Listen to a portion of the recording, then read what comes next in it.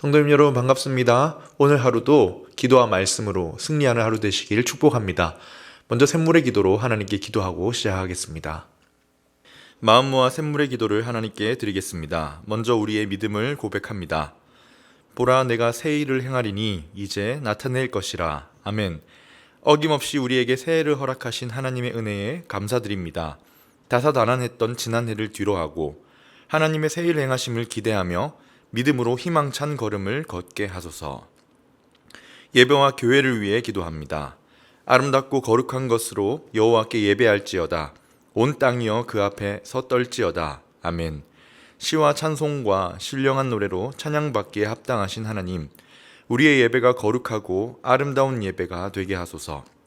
예배 가운데 친히 임재하시고 우리에게 예배를 사모하는 뜨거움을 주소서. 주님의 피로 세우신 이 교회를 흥왕하게 하시고 하나님의 살아계심과 온 세상의 주인 되심을 드러내는 교회 되게 하소서. 다음 세대를 위해 기도합니다.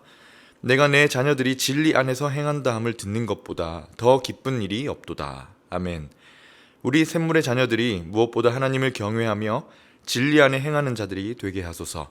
미래를 하나님의 꿈으로 채워가며 하나님을 자랑하며 살게 하소서.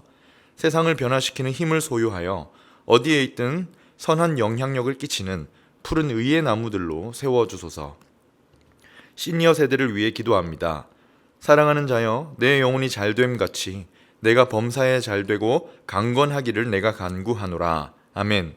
하나님, 우리 어른들을 통해 경험과 지혜를 배우게 하시니 감사합니다. 이분들이 걸어오신 신앙의 걸음을 유업으로 잘 받아 이어가게 하소서. 노년기에 찾아올 수 있는 소외감, 절망감, 두려움으로부터 지켜주시고 천국을 소유하고 소망하는 자로서 기도에 힘을 더하여 주셔서 어른들의 기도로 샘물이 더욱 든든히 세워져 가게 하소서. 나라를 위해 기도합니다. 이는 물이 바다를 덮음같이 여호와의 영광을 인정하는 것이 세상에 가득함이니라. 아멘. 전례 없는 전염병의 아픔을 겪고 있는 이 나라에 긍휼을 베풀어 주셔서 속히 두려운 어둠에서 벗어나게 하시고 이전의 일상을 회복하게 하소서. 위정자들에게 지혜를 주셔서 나라의 여러 위기들을 잘 극복하게 하시고 이 나라가 더욱 부강한 나라, 하나님의 영광을 인정하는 나라가 되게 하소서. 목장과 환우들을 위해 기도합니다.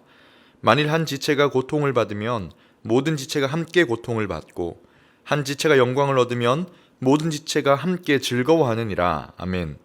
샘물의 목장이 그리스도 안에 한 몸임을 기억하며 서로에게 필요한 기도의 분량을 채워주는 아름다운 목장이 되게 하소서.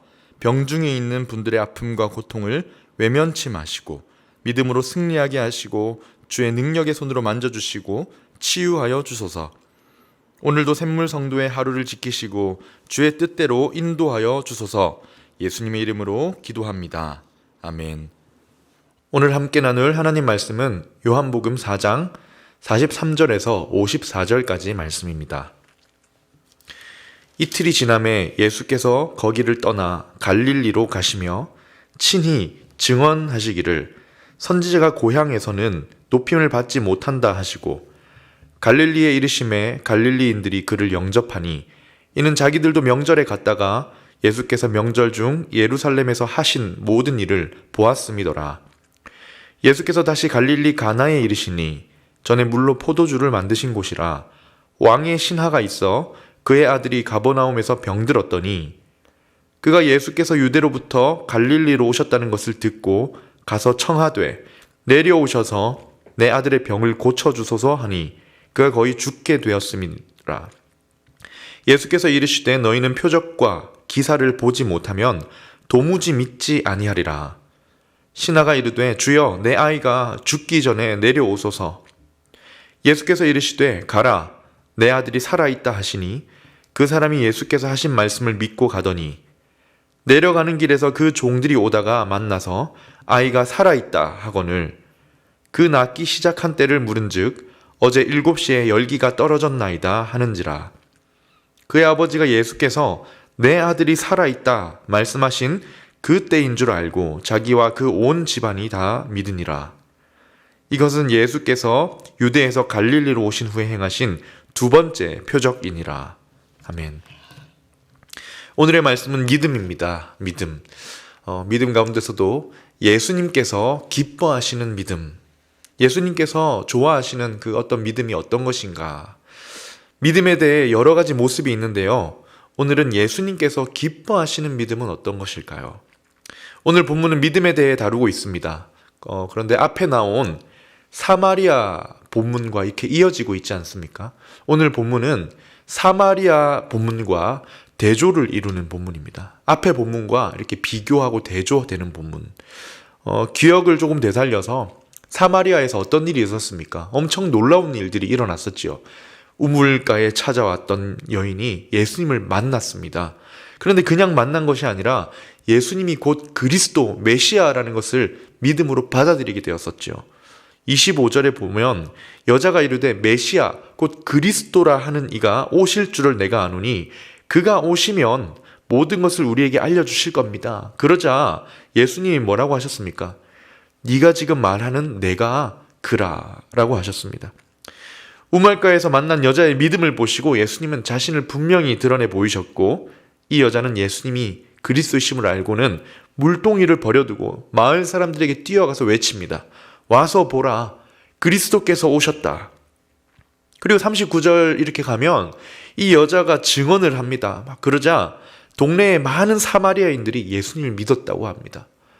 이 사마리아인들이 그 증언하는 말을 듣고 믿은 거예요. 그리고는 예수님께 부탁을 해서 며칠만 좀 머물러 달라고 하죠. 그러는 동안 예수님의 말씀을 듣고 믿는 자가 더욱 많아집니다. 그러면서 이들이 고백하는 것이 참으로 온 세상의 구주가 여기 있다. 2장 41절 42절 지나간 말씀이지만 읽어보겠습니다.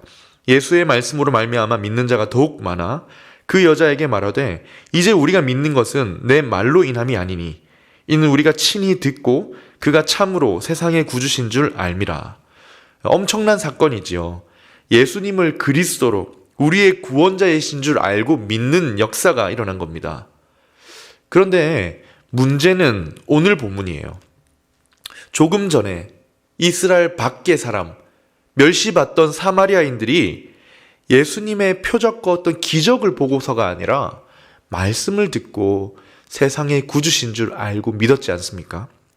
그런데 오늘 본문 43절에부터 나오는 이 정작 이스라엘 사람들은 그렇지가 않습니다. 다시 이스라엘 갈릴리로 돌아오신 예수님 기분이 썩 그렇게 좋아 보이지 않아요. 그러면서 하시는 말씀이 뭐냐면 선지자가 고향에서는 높임을 받지 못한다라고 하시는 겁니다. 그리고 이어지는 모습을 보면요. 사마리아인들, 예수님을 구주로 고백한 사마리아인들의 그 믿음과 오늘 갈릴리인들의 믿음, 특별히 갈릴리 중에 한 사람의 믿음과 대조되고 있습니다. 이걸 통해서 한편으론 믿음을 꾸짖으시는 거고요. 또 한편으로는 우리에게 오늘 예수님이 기뻐하시는 믿음이 무엇인지를 보여주시는 거죠. 예수님은 어떤 믿음을 꾸짖으시고 어떤 믿음을 기뻐하실까요? 오늘 말씀을 통해서 함께 살펴보겠습니다. 첫 번째, 우선 우리가 주의해야 할 믿음인데요. 첫 번째, 표적만 구하는 믿음입니다. 예수님보다는 예수님이 일으키신 어떤 표적, 기적에 관심을 갖는 믿음, 병을 고치고 사람을 살리고 기적을 행하시는 것, 거기에 관심을 갖는 믿음입니다. 45절에 보면 이런 사람들이 나와요. 예수님이 갈릴리로 다시 돌아오셨을 때 환영하는 사람들이 나타나는데요. 모두 누구냐? 예수님의 기적과 표적을 보고 관심 갖게 된 사람들입니다. 45절 한번 보세요. 갈릴리에 이르심에 갈릴리인들이 그를 영접하니 이는 자기들도 명절에 갔다가 예수께서 명절 중에 예루살렘에서 하셨던 모든 일을 보았기 때문이다. 지금 예수님 오셨다고 영접하는 사람들의 마음이 무엇입니까? 이 사마리아인들처럼 구주가 오셨다, 이것이 아닙니다. 예수님이 우리 주님이십니다라는 환영하는 믿음이 아니에요. 예루살렘에서 행하셨던 그 기적, 표적을 보고서 예수님께 좀 관심 갖게 된 사람들입니다. 예수님도 그 마음을 다 아시죠. 이미 이런 무리들의 마음을 다 아세요. 왜냐하면 요한복음 2장 23, 24절에 보면 이렇게 나옵니다.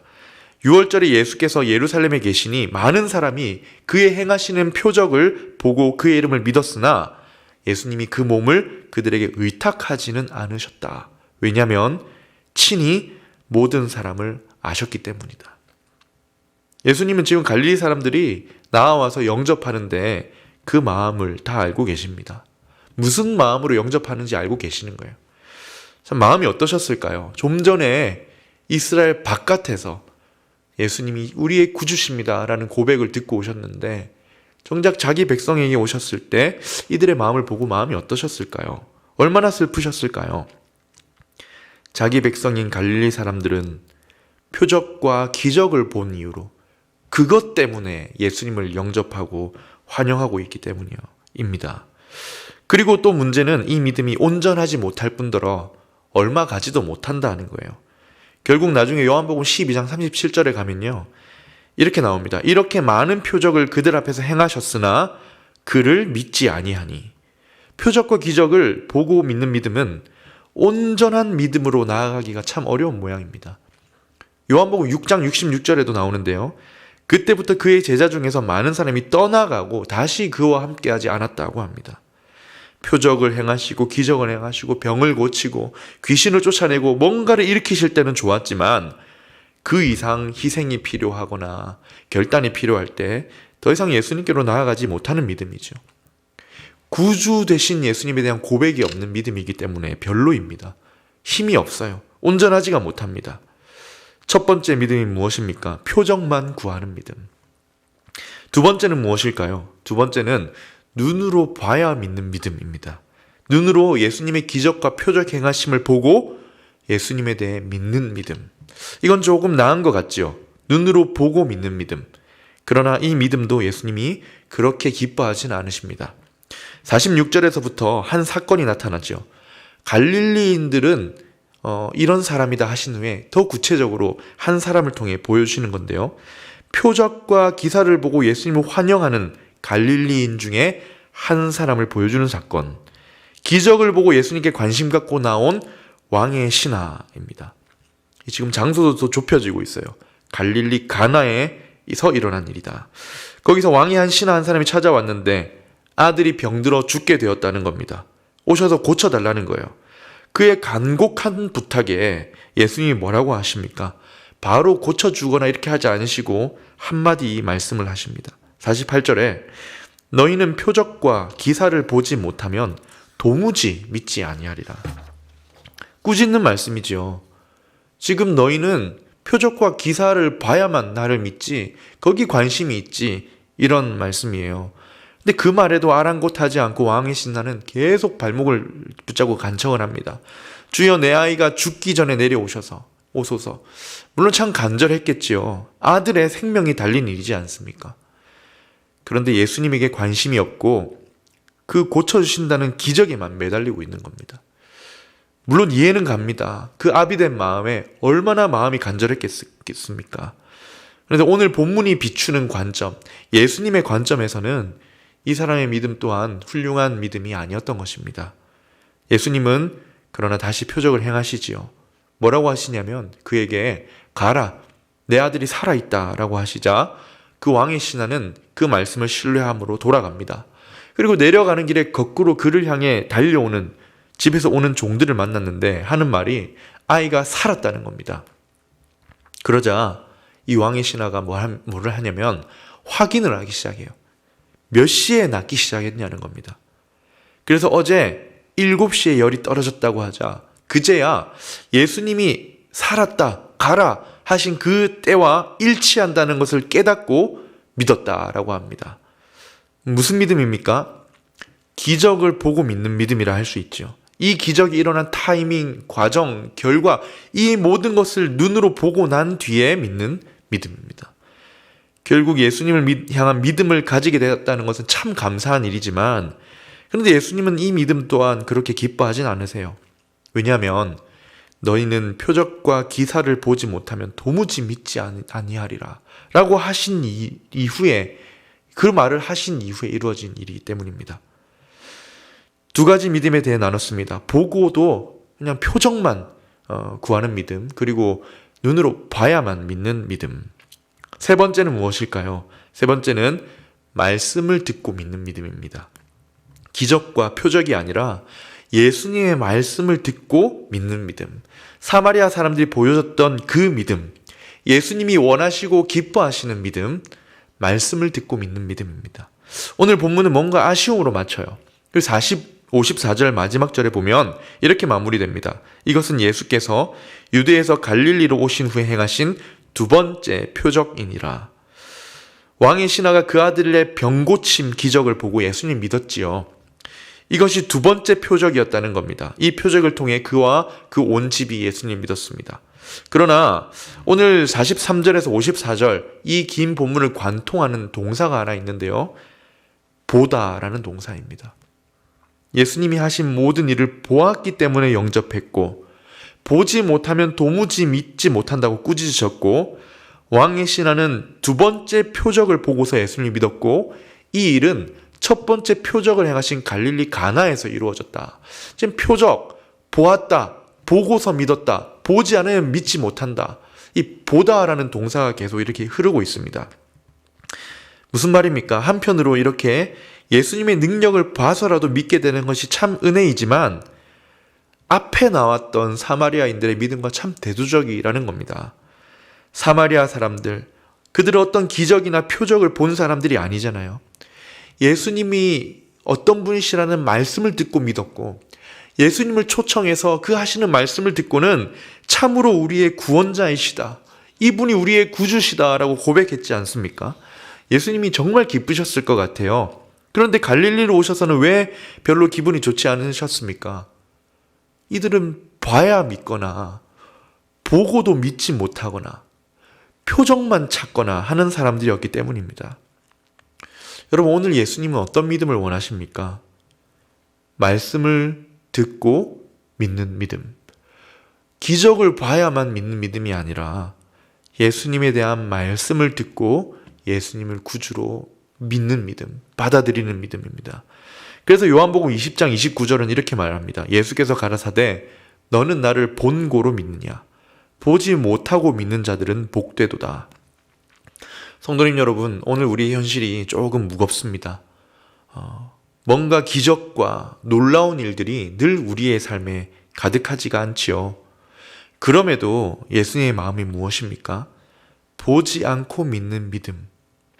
뭔가 기적이 일어났어야 믿는 믿음이 아니라 보지 않더라도 예수 그리스도의 말씀을 듣고 믿는 믿음을 구하라 하시는 겁니다.